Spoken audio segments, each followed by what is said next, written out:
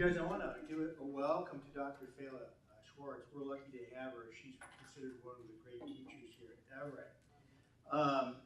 Fela's academic career started at UC Berkeley. Is that where you got your BS? And you have 2 master's degrees, right? One from San Francisco State. And well, did some research, man. And the other from Eastern Washington. And then what was your? Then you did a PhD at UW. What was your PhD in? It was in botany. In botany. Taxonomy of one genus of plants. Yeah, and that's one of your things, taxonomy. Right. Very cool. Dr. Schwartz's talk today is entitled "Hitchhikers and Invited Guests Gone Bad." I like the title. The invasive species model. Okay. So let's give a welcome to Dr. Schwartz. Well, thanks for coming. I guess you guys didn't have a choice, huh? You're in class. All right, so I asked you to read it on. Did they get the article? Yes, we have the article from the Seattle Times. Yeah. Okay, well, that was a couple years ago, that article, but I thought it was kind of interesting. Now, let's see if I can make that go to the next slide. Let's try. There we go. Okay, so this is a bird called the snowy plover that they talked about in that article. Mm-hmm. Okay, what's happening to the snowy plover, according to the article? Starting to lose numbers, become threatened, and why has it become threatened? Needs open beaches. And why doesn't it have open beaches? Okay, because there's a grass that's come into many beaches on the coast of Washington.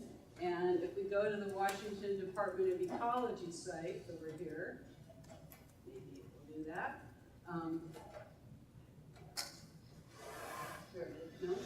No, didn't do it. How come I can see it, but they can't see it? You guys can't see this.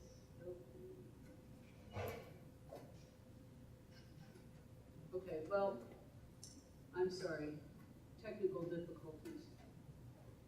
Anyway, Spartina is a grass that came in from eastern United States, and it came in because people used it to pack shellfish like oysters and things that they were sending over here.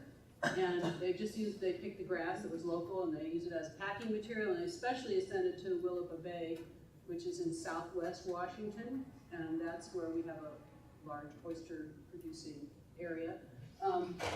But the grass wasn't dead, it was still alive, and when they put the oysters in the water, the grass seeds took hold, and Spartina is a very, very invasive grass that once it starts growing, it stabilizes the dunes, the sand dunes, so the sand dunes are no longer just loose sand, and it fills in and fills in and fills in, and pretty soon there's no beach. And it's not just in Willapa Bay now, it's up in north of the Tulalip Reservation at Port Susan, and several other places along the coast. So Spartina is not just a problem because the beaches are gone, but it's a problem for this guy, right, for the snowy plover. And what else would it be a problem for? What else is being affected by that? Yeah, any kind of small animals, right, that might live in the water. What about other plants? Yeah, existing ones that didn't do that. Right. There are plants like sand verbena that live right on the dunes, and they don't have a place to live anymore. I have another question, Michael. Oops.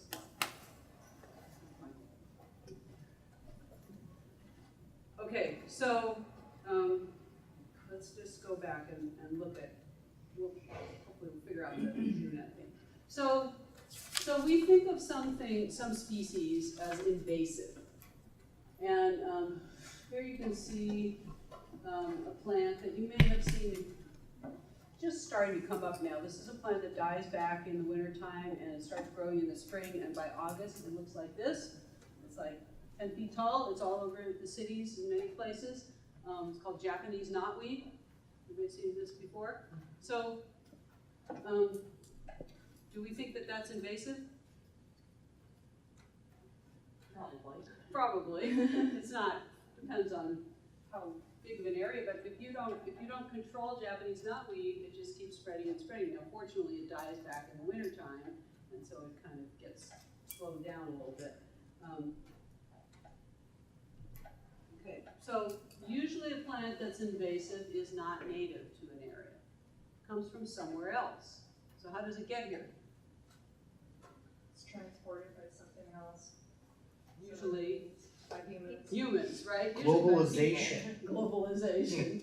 Usually by people or some machines that people have made, like cars, boats, planes, things like that. Sometimes, like I told you about the Spartina grass, it's used to package, or just even people don't even realize that they're putting it into something else. Another thing about invasive plants, it's not just any non-native plant, but it has to be a non-native plant that spreads rapidly, that grows really fast, and a lot of these plants have stems that are called rhizomes under the ground, and those rhizomes spread even when this isn't growing in the winter. What's happening underground is that those underground stems are spreading, and so the next spring when it comes up, it's going to be in a bigger area. As it's growing, an invasive species usually crowds out the native species. So if this covers a big area, whatever native plants might have grown there aren't going to be there anymore. And if you change the plants, what happens to the animals that were living there? They don't have a home anymore, right? So it doesn't just affect plants, it affects animals too. And usually we say that an invasive species causes economic or environmental harm. It's either hurting other species or it's somehow impinging on some industry, maybe the fishing industry or maybe farming or something like that. Okay, so those kind of define native or invasive species, and there is a USDA Invasive Species Information Center. USDA is the United States Drug and Agriculture, think about that, Drug and Agriculture Division. And if you could only see this, we have a website connection to it. I will send this to Charles so you can see. Okay, so we already said the species, invasive species spreads rapidly, so that's one of the things that characterizes it. It has many offspring, and it covers a wide area. It also, on top of that, can tolerate a wide variety of living conditions. So a lot of our natives, a lot of species in general, not just our native, but anywhere in the world, might be adapted to only certain areas. So you might have some species that only live in the high mountains, and if you take them down to lower elevations, they just don't survive because they don't have the right climate. Or you might have other species that would only survive if they have a lot of water, and if you put them in a drier place, they wouldn't live very long. But a really invasive species can live in a lot of different habitats. So an example of that is dandelions, right? You ever watch where dandelions grow? Kind of anywhere, right? They can grow through cracks in the sidewalk, they can grow in your lawn. I've seen them out on hiking trails. They're on the west side of Washington, they're on the east side of Washington. Dandelions are a very adaptable species. Anybody know how dandelions got here? They came from Europe. Why? How did they get here? Obviously by people.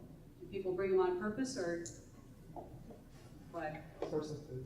Yeah, for food, right? Or for dandelion wine or dandelion greens. They were brought by European settlers to the United States, so purposely because they liked their dandelion greens in Europe and they wanted to have them here too. And nobody foresaw what could happen with dandelions. Okay, now also, a really invasive species doesn't have anything that eats it or makes it sick when it's in the area that it has adapted to. So, no predators in the adopted area, no diseases, nothing hurts it, it just keeps growing and growing and growing. And on top of that, the native species in the area are just not able to withstand the pressure of this new species coming in. And so what will happen, like the snowy clover, is snowy clover lost its nesting space, and then it couldn't adapt to nesting in grass, which is what replaced the dunes. And we often say that these effects are negative.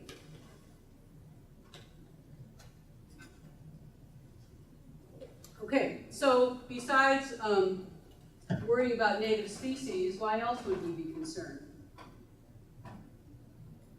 Kind of mentioned it already. Anybody else? What do you think? Besides like threatening native species? Yeah. Like economic Yeah, implications? maybe? economic, right? These are some statistics from, I can't remember which website I got it from, but I think it's the USDA. Invasive species are one of the leading threats to native wildlife. 42% of threatened or endangered species are having problems mostly because of the invasive species that are coming in. And might be at risk, our health might be at risk when we have invasive species. I don't know if anybody's heard of a plant called the giant hogweed. Giant hogweed, heard of it? It's bad. Giant hogweed it's a very large plant. It's in the carrot or parsley family, which is the same family that gave rise, that has poison hemlock in it. So there are some poison plants in there. Only this plant, you don't just, you have to only be next to it and touch it for it to be poisonous to you. So you touch it and apparently get a really bad rash on your skin, and if you breathe it too much, you probably get very sick, if not die, from just being around giant hogweed. We don't know how it got here. We think it came from somewhere in Asia. It probably got here unintentionally by mistake, and it's been growing in the Seattle area. I found one on the campus of the University of Washington. If you see it, you're supposed to tell the government immediately to come and get rid of it. So that's an example of a human health risk. And we're spending much money, billions of dollars a year, just to keep these invasive species away from farms and away from wildlife and parks and things like that. So it's an economic problem. Okay, so what's the difference between an exotic species and an invasive species? What do you think exotic means?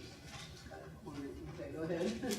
Exotic means that they come from somewhere else, but it doesn't necessarily mean that it's an invasive species. Right. Okay, so all invasive species are, I won't say all, in biology you never say all, but almost all invasive species are not native, but not all not native species are invasive, right? You can have plenty of species that are coming from other places that people put in their gardens. They stay in the gardens, they're really pretty, we grow them. Example might be of many of the Asian rhododendrons that we see planted in people's yards, on campus. Chinese maples. Yeah, exactly. So how species move from one place to another is kind of, this is like giving you a little background on invasive species. They could have evolved there from another species. I'll show you examples in a minute. They could have come on their own without the help of people, right? Maybe they floated in water. Maybe they got attached to a bird or something like that. Seeds got attached to a bird. Or in some cases, the seeds are just floating in the wind. They could be carried by the water or the wind. They could be carried by another species. I think I've kind of made a little redundancy here. Or they were carried there by humans on purpose, or they were carried by humans accidentally. Sometimes we don't know that we're actually carrying these species. You will have a copy of the slideshow, so without copying everything. Okay, so here's some exotic species. Well, actually, these are not even exotic species. These are species that don't exist anywhere else except for the state of Hawaii, right? So where is Hawaii in relation to other land? In the middle of in the middle of the ocean, right? It's 1,000 miles, more than 1,000 miles, I think, from Southern California, and more than 1,000 miles from South America. It's like nowhere near land. And Hawaiian Islands are fairly new geologically. They're about 500,000 to less than that years old. So when they first arose out of the sea, there were no plants on there and no animals. So where did the animals and plants come from? Other places. Other places. If they were birds, they flew there. But this particular bird doesn't actually live anywhere else except Hawaii. I mean, right now it's very endangered in Hawaii. This honey creeper probably originated as a totally different species of bird that flew there, and then once it got to Hawaii, it evolved and changed its characteristics, and now it's what we call endemic. It's only in Hawaii. And the same thing with this is the, I don't know if it's the state flower or just the island flower of Maui, but this is this Hawaiian silver sword. It evolved from this little weedy plant in California. Somehow the seeds got carried by birds. Once they got to Hawaii, the conditions were different, and over a number of hundreds of thousands of years probably, evolved into this plant. This thing isn't little, it's huge. It's like 12 feet, 15 feet high.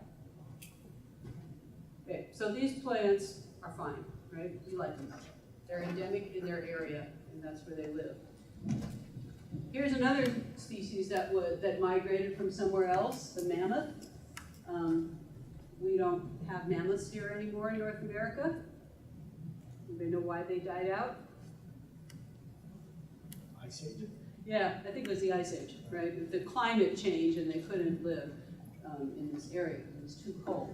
So we believe that, or the geologists tell us that there was a land bridge from Asia, from Siberia, across to Alaska at one time, Bering Land Bridge.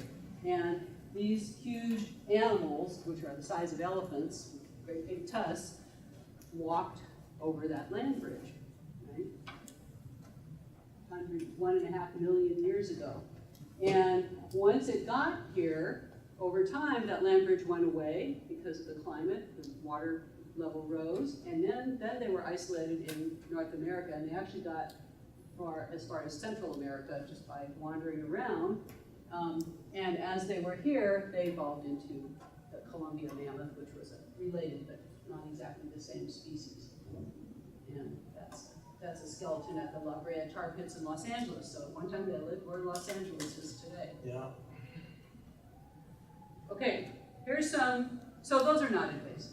So now we're getting a little closer to being invasive. Here's what coconuts do. They make these great big coconuts. Things you buy in the store are just the seeds, but there's a husk around it. And how do those coconuts move around? They float in the water, right? And so they floated from somewhere in the South Pacific to Hawaii and to Guam and to many other islands, Fiji and so on, until they covered all the islands in the South Pacific and many of the coastal areas also, many of the mainland areas. And they started growing, and you have coconut palms growing in pretty much all tropical places that are anywhere near water. Are they invasive? Yes. Maybe. According to our criteria, they're not really crowding out any other species. They're, What role does aesthetic value play? If something is kind of collectively deemed beautiful or aesthetically pleasing, how likely will it be deemed invasive? You'll see that in a minute. That's, you're going to I'm cover getting that, to all right. I'm getting to that. All right, I'll shut Okay, so remember, most of the spread of these plants and animals was before people were even around.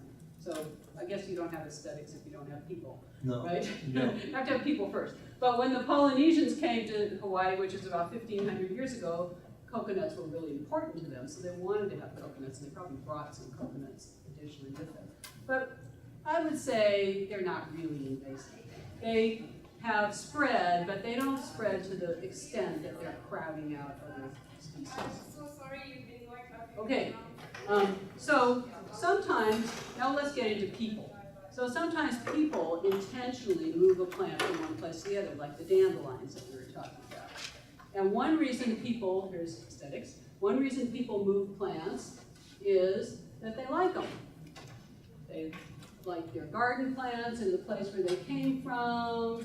They have pet cats and dogs wherever they came from, and now they want to continue to have those same pets where they moved to. Might be livestock animals. They had a cow in Europe, and then when the Europeans moved to America, if they had the facility to bring a cow with them, they might have brought a cow or a sheep or a goat or something like that so they could have milk for their family. So if you think about parts of the world that were settled by people more recently, which would be North America and South America and Australia, other than the native people in Australia, even the native people in Australia came relatively more recently than people in Africa or Asia. People bring other species with them because they like them. Okay? They bring crop plants because it's food. They want to eat it, and livestock in the same category. They sometimes bring other species because they wanted to do a job for them. And I'm going to show you the rabbit virus and the mongoose in a couple minutes. But these species are brought in to attempt to control another invasive species. So we have an invasive species right now in Washington called the white pine blister beetle that's invading and causing disease in many pine trees and other conifer trees up in the mountains. And I don't think they're quite doing this yet, but one of the ideas was to bring in a wasp or another insect that would attack the blister beetle so that would get rid of the disease or decrease the amount of disease in the trees. Okay, so I'll show you those examples in a minute. All right, so here's 3 flowers. All of these were brought to Washington and many places on the western US coast because they're pretty, because people wanted them in their gardens, right? Do they know what this flower is?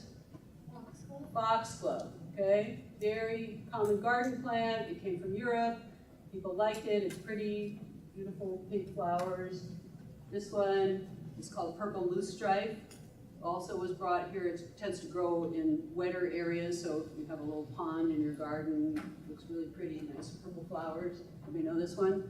I should know this one. Scott's broom was probably not, I don't know how much it was brought by settlers, but it was actually imported by the highway department, because they wanted to plant some of it along the roads as roads began to be developed, actually about 100 years ago now. And some of it was also brought as garden plants. So my question is, do all garden flowers stay in gardens? Even if people don't move them, how do these plants get out of the gardens? The wind. The wind could blow the seed, birds could pick up the fruits. Sometimes they get stuck on your clothes or your shoes and you don't even realize it. You're walking somewhere else or you're driving somewhere else. These plants get moved around. And today, all 3 of these plants grow in the wild, right? And some of them, 2 of them are considered invasive and one is not, just because of how it grows. So here's the one that's not invasive, foxglove. You've probably seen foxglove along the roads as you drive up towards the mountains. Usually around a month from now is when I start seeing it as I go out by Issaquah and kind of up North Bend area. Foxglove can grow by itself in the wild, but it's not invasive because it doesn't spread. It doesn't crowd out other plants. So the botanists usually say, well, it's not native, but we don't really care that it's here because it's not really affecting anything too much. Here's an example of an animal that is spreading around North America. It came from Eastern North America, and it came from Western North America and was imported to Eastern North America because ranchers wanted, rangers wanted another predator in the forest because they didn't have any wolves anymore. So they brought these coyotes there, and coyotes live in Eastern North America, but they're not invasive because their population isn't very high, right? They just kind of blend in with everybody else. So those are exotic species that are not invasive that people brought from one place to another. If you have no natural controls, an open area where there's nothing competing with the animal or plant, and really favorable conditions, then you can get this. Okay? This is a plant called kudzu. Not a big problem in Washington at this moment, but it is a really big problem in the southern United States. So it's a little plant, little vine in the pea family, and here's a situation where it's starting to grow around a house. And I don't know if that's the same house, but there's a house under there, right? Probably an abandoned house because nobody's been doing anything about it. That's kudzu covering up a whole forest. And kudzu can do that in a very few years, very short time. And every state in the United States is on the lookout for kudzu. And if they find kudzu somewhere, people find it just starting to occur in a place where it hasn't been, you can be sure that the invasive plants boards or whatever, the different government agencies that deal with invasive plants are going to be there and try to get rid of it. Because kudzu can do that. And kudzu was probably brought here as a garden plant. It's pretty. It's from Japan, I believe, its origin. But it's not pretty when it does that. Right? So anybody know any plants that look similar to this that we have in Washington? There's one. Yeah, English ivy. You do the same thing. You go to a nursery, they sell English ivy. Yeah. Don't ask me why. Totally. Right? It's evil. It's a really bad invasive plant, and I haven't seen it quite this bad, but I've seen it this bad. And it will grow over buildings, it will grow over trees, it Takes will over grow everything. over a lot of things. And we have in the state of Washington, or at least in King County, and probably Snohomish County, the Ivy Out group. It's called Ivy Out, which is a group of people that are trying to get rid of ivy. And I know they've gone into Discovery Park in Seattle and probably many other parks just to pull out the ivy. It comes back, but we try to keep it at a lower level. Okay, so that was a very favorable environment for kudzu. Islands are especially a bad place for invasive species. So what is it about islands that make invasive species worse? Anybody else? They're isolated and Not a lot of space. not a lot of space, right? They have a limited amount of land. And so if you have an island that has pretty good conditions for an invasive species to grow, it's going to grow all over that island. So limited area, a lot of islands have more fragile ecosystem because they're native. They don't have as many native species because depending on how far it was from the land, it might be harder for species to get there in the first place. Sometimes on islands that are really isolated, like the Hawaiian Islands or like New Zealand, which is also an island, or it's actually 3 islands, that are pretty far from anything else. The native species don't adapt to having predators around because there just are no native predators, or not very many native predators. So birds are a great example, little songbirds in Hawaii. There's a lot of native songbirds in Hawaii, but there's no big mammals that eat birds that are native. No cats, no, even, I think there is a native eagle and hawk, but they don't eat that many birds. So, and until the Polynesians came, there were no rats in Hawaii. And what do rats eat? Not so much the birds, but, the eggs of the birds, right? They get into the eggs and can kill the babies before they're born. So, before people came to Hawaii, we had all these beautiful songbirds. We didn't have any predators. And once people came, they brought rats. They didn't intend to, but they brought rats with them. They brought cats. They brought other kinds of larger mammals that didn't exist before that have since then destroyed most of the native birds in Hawaii. Okay, so I want to kind of go through a few examples of cases where people had good intentions and didn't work out so well. So this picture is a European rabbit. And in 1759, somebody brought 24 rabbits to Australia, right? They wanted to have them for hunting, because the people that were settling Australia at that time were from England. They liked their hunting. And within 10 years, right, this is unbelievable, there were millions of rabbits. And by 1920, which is over 100 years later, 10 billion rabbits in Australia, right? Now, Australia's a big place, but still, that's a lot of rabbits. And what mammals are native in Australia? Kangaroos, marsupials. They're called marsupials. They're mammals that give birth to their young very small, and then they live in the pouch and nurse on the mother. And rabbits are not marsupials, right? They're placental mammals. So here's an animal that doesn't have a whole lot of competition. There's lots of they're vegetarians, so there's lots of vegetation for rabbits to eat. And rabbits reproduce, as you know, very rapidly, right? They have litters, I don't even know how often, and lots of babies. Okay, they like to eat the same things that we like to eat. So all the crops that were growing in Australia, not so much in 1759, but by the 1900s, they're perfect food for the rabbits, right? And they eat native plants. Once they eat the native plant, the ground where the plant was doesn't have any stability anymore, and the ground erodes, and we have secondary problems from that. So rabbits are a big problem in Australia. So how could we get rid of them? Eat it. Eat it. You could encourage hunting and eat them, but 10 billion rabbits, I don't know what the population of Australia is, but it's nowhere near 10 billion. It's probably under 1 billion is my guess for all of Australia. So that's only going to make a little dent in it, and rabbits reproduce so fast you probably wouldn't even know it. What else could you do? Give them a disease. So bring a disease in, which is what they did, right? You could have some kind of a hunting program where you just go out and kill all the rabbits, or trap all the rabbits, but even so, you're not going to make a dent. You could bring in a predator. What kind of animal would eat rabbits? Dingo.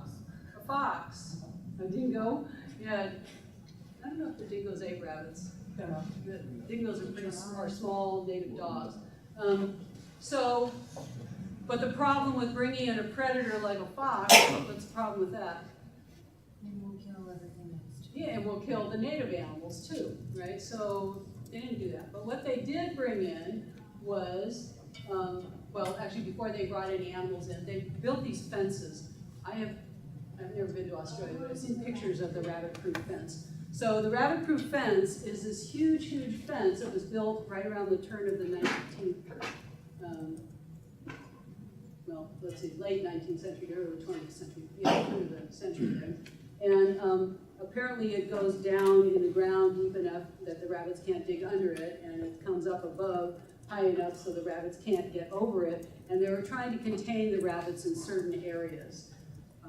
That was assuming they hadn't spread outside already. And this is a pretty big project, right? I mean, we're not talking about a small area. We're talking about a very large area. So they would build these rabbit-proof fences maybe around an agricultural field or something like that. But that doesn't really get rid of rabbits, it just keeps them in one place. So then, starting in the late 1800s, people started releasing diseases that would kill rabbits. And the most effective one was this one called myxoma. Introduced in 1950, there were 600 million rabbits. It killed 500 million of them off, so it was down to 100 million, which is still a lot of rabbits, but it didn't kill them all. But notice by 1990, the population was back up to 200 million again, and it is continuing to rise. So why is the rabbit population going back up? They've become immune to it. Or the word is resistant by natural selection, right? Yeah. They have evolved resistance to this virus. All the rabbits that were resistant survived. They bred more rabbits Who will survive? who now can survive this disease, right? So it worked for a while, but it's not too effective anymore. So in the 1990s, people tried another disease. This disease called, well, the virus is called calcivirus. It causes this rabbit hemorrhagic disease, which sounds to me like Ebola, kind of a disease. It actually, I think, wasn't, I've read different reports about whether it was intentionally released or not unintentionally released, but nevertheless, it's there. And it is killing a lot of animals, but again, they're starting to develop resistance, and on top of that, some pet animals are dying from this also because they get the same disease. And I don't know if those are pet, hopefully nobody has pet rabbits in Australia, but they could, right? So that's 1995, that was only 20 years ago. In another 20 years, this is not going to be very effective either. So I think what's going to happen in Australia is they're just going to continue to find one disease after another disease and try to get rid of the rabbits, but I think they're stuck with that problem forever. They're not really going to be able to get rid of them. Unfortunate for rabbits. Okay, here's another animal that was introduced to Australia. This is a cane toad, and you can see the size of it because of the person's hands. Cane toads were introduced by farmers to control beetles in sugarcane fields in Australia. So the beetles must have been eating the sugarcane, damaging it in some way, and they thought, oh, this animal, these beetles, we'll just release some of those, we'll get rid of our beetles. The beetles were probably not native either. And now, they don't just eat beetles, these things eat frogs, they eat larger insects, they eat all kinds of things, and again, the Australians don't really have an answer for how to get rid of the cane toads. Okay, now let's go to Hawaii. So notice Australia is kind of a big island, it's a continent, it's a very big island. Hawaii, remember, the smaller islands have limited space and not as many native species, so introduced species are more of a problem. So has anybody ever been to Hawaii and seen these guys? I have. They're like squirrels around here, right? You see them running across the street and on the roads and everywhere. It's kind of the way you would see squirrels running around in the city here. So this is Asian mongoose. They're probably about a little bigger than a squirrel size. And it's like a ferret. It's like a weasel kind of animal. And they were brought to Hawaii in 1883 again for farming reasons, and this time to control rats, because they had rats that came originally from the Polynesians and the Europeans and brought to Hawaii, and the rats were eating the sugarcane. Right? Sugarcane was a really big industry in Hawaii for a long time, not so much right now. There was only one problem. Somebody had not thought this out very well, because rats like to forage in the nighttime and mongoose like to run around in the daytime. You would think that was a really stupid mistake to make. So the mongoose didn't eat the rats because they were sleeping when the rats were out, and the rats just had a great time eating the sugarcane at night. But the mongoose had to eat something, so what do they eat? They eat, yeah, bird eggs. They eat other kinds of native species, mostly bird eggs. So they really damage the birds, and I don't know what the number of mongoose are in Hawaii, but they're on, I think there's 1 or 2 islands that they have not invaded. But the islands that they're on, they're everywhere. And that's mostly the Big Island and Oahu, and maybe Maui, I can't remember. But the more populated islands are the ones that mongoose are on, and I believe Lanai is still free of mongoose, and maybe Molokai. There, yeah, that's right, Kauai. So Kauai and Lanai were not invaded, and they're now starting to show up on Kauai. Doesn't take much to somehow get a mongoose. You bring a shipment of sugarcane or something from one place to another, and a mongoose could be hiding in it. So Hawaiians don't really have a good solution for the mongoose.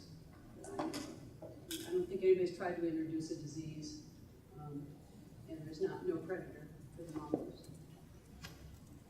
Here's another animal very close to home, the Olympic National Park, right on the Olympic Peninsula. If you've ever gone there and seen a mountain goat, you say, oh, what a nice native animal. It's so cool to see a mountain goat. Well, it turns out mountain goats are not native there. They're native in the Cascades in the mainland, but they're not native over in the Olympic Peninsula because mountaintops often act like islands as far as plants and animals are concerned. They stay in a higher altitude. So in the 1920s, people wanted to hunt goats. So they said, we'll just bring some mountain goats over from the Cascades to the Olympics, and we'll now have our hunting population. But they didn't realize that this was going to become a national park in 1938, and in national parks, you can't hunt, right? No hunting allowed. So starting in 1938, no more hunting of mountain goats, and we have, it says over 1,000, but it's even more than that. And what goats do is they walk around in these very fragile alpine areas, and they just trample, and they paw up the ground, and they trample all the native plants. So, and I didn't realize this till I made this slideshow, that they actually killed somebody in 2010. Some probably not very smart person who went up to see the mountain goat and got right next to it. But nevertheless, they can become aggressive. So in about 20 years ago, the Park Service started a program to eliminate mountain goats, and what they really wanted to do was just shoot them and kill them. But there were a lot of people who were very upset that they were killing these very fuzzy, beautiful mountain goats. And so they had to stop doing that, and then the Park Service said, well, we're going to try bringing in a helicopter and capturing these goats live and then moving them over to the Cascades. So what's the problem with that? Expensive. Hugely expensive and probably not very effective because you can't always, I mean, they hang out in small groups, but it's going to be hard to get 1,000 of them. So I think since a man was killed, that the Park Service has stepped up their hunting of mountain goats. But it's a problem because public opinion says we want to keep the mountain goats, and they don't realize what they're doing to the ecosystem. Would they cause problems in the Cascades too? No, they're native in the Cascades, and it's not as fragile there, and probably the bear and the wolves that are also... Mountain lions, the North Cascades, I would think, maybe. Yeah, mountain lions, right. So there's some predators there that aren't in the Olympics. They're hard to run into. I spent a lot of time in North Cascades. Well, they're way high They're up. way high, Yeah. I've run into them maybe twice. Right, yeah, I've only seen them a couple times. So, oh, and I just wanted to show you, I don't know if we can make this work, but I'll just tell you about it. No, I didn't have it.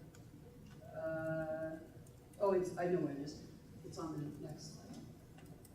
So they're trying to haze them, which means bother them enough that they go somewhere else, although I don't know where they're going to go from the Olympics. Okay, West Nile virus, I'm going to skip because we're running out of time, but I want to show you something about the brown tree snake. So Guam is another island, right, in the South Pacific. Guam is a territory of the United States. We have a lot of military bases on Guam, so we're constantly flying planes in and out of Guam for various reasons. And in the 1940s, right around World War II time, somehow these snakes that I believe came from South America, I can't remember exactly where they came from, they were hiding out in the planes, right? People didn't put them there, they just, as the plane was parked in one airport, snakes got into them, and then the plane flew into Guam, and the snakes got out, right? They were hitchhikers, and there were no native snakes on Guam. And this particular snake breeds rapidly, has no predators, no competition. It's very happy on Guam. And after the 1960s, all of a sudden they start to increase. And now, look at that, 5,000 snakes per square kilometer. Can you imagine that? That's like everywhere. And that's up and down in the trees in the forest. So Eventually, these snakes have killed 15 native bird species, they kill a lot of small mammals and lizards, and then because they're affecting all those other species, they're indirectly affecting plants.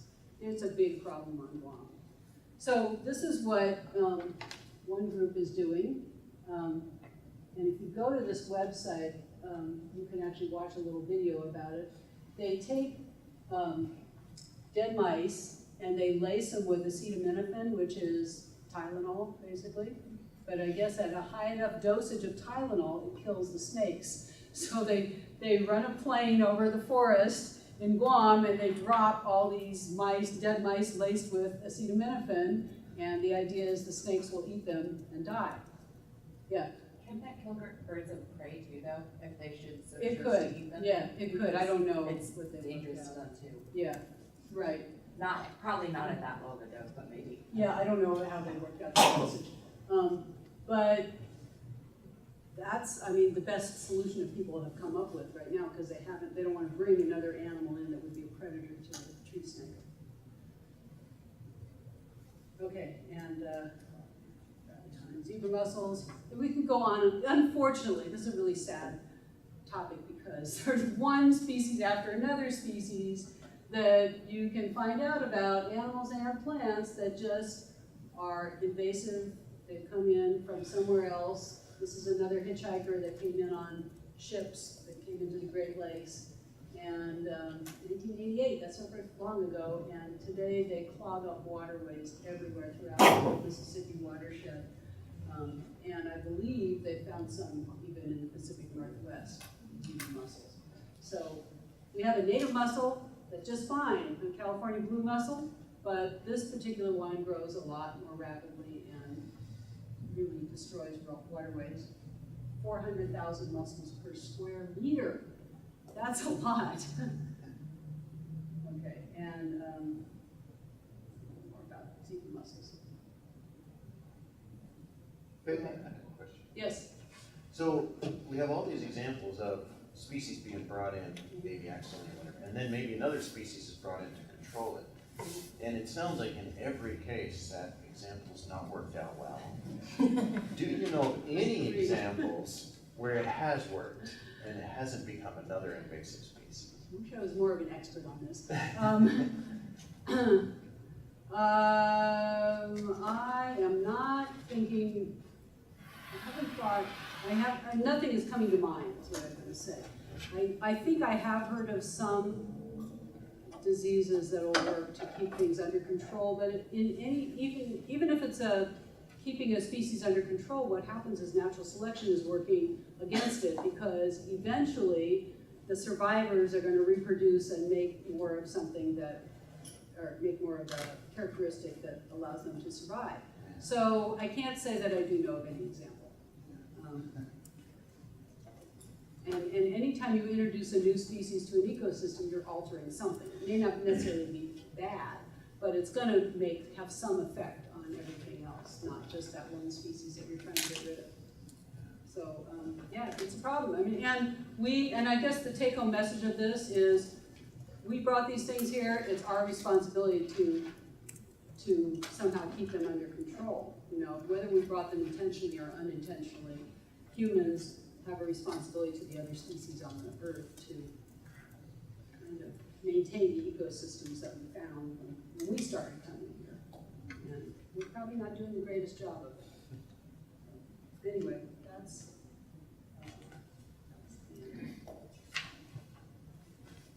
Oh, I've got a question. I Yeah. mean, what are some of your conclusions then about our attempts to control nature? I mean, there's some big picture implications I think that we can take from this conversation today. well, yes, but we could say it's bad for us to try to control nature because it has all these effects, but on the other hand, we wouldn't be here if we didn't try to control nature, right? Agriculture Is there is a controlling modified version Yeah. now? Is there a modified position where our attempt to control nature work up to a point and then there So can it be... has to do with human population, human technology, and human affluence.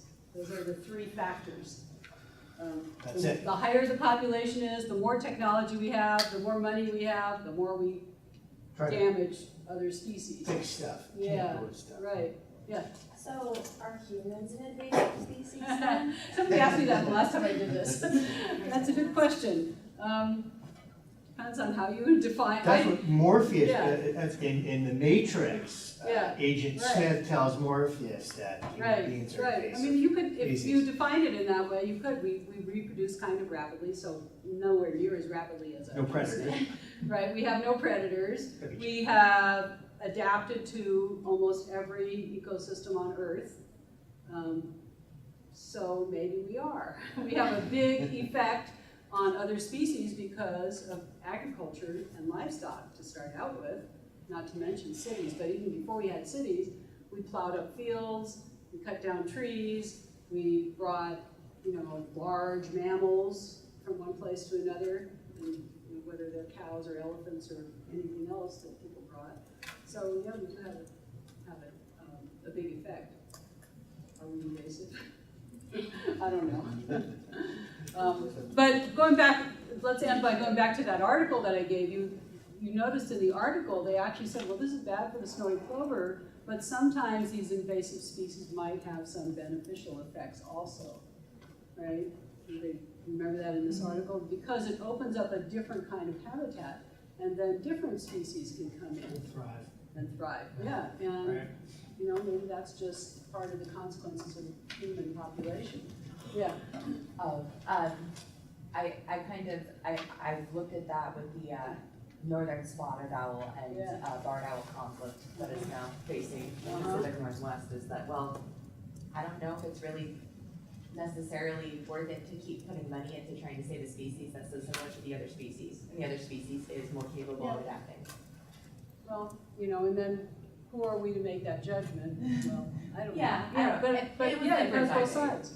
It has both sides. There's no answer, unfortunately, right? And I think part of being responsible citizens in the world is saying, what is our impact on other species, and how should we modulate that? And how should we control our behavior? Or should we control our behavior? We shouldn't. If you're the person that has nothing to eat in a very crowded country like India or Biafra or someplace like that, you have a really different viewpoint than somebody living in Everett, Washington, that can go to the grocery store and, has a roof over your head. So, what can I say? So cultural perspectives make a Yes, difference, really. right. Of course they must. Yeah.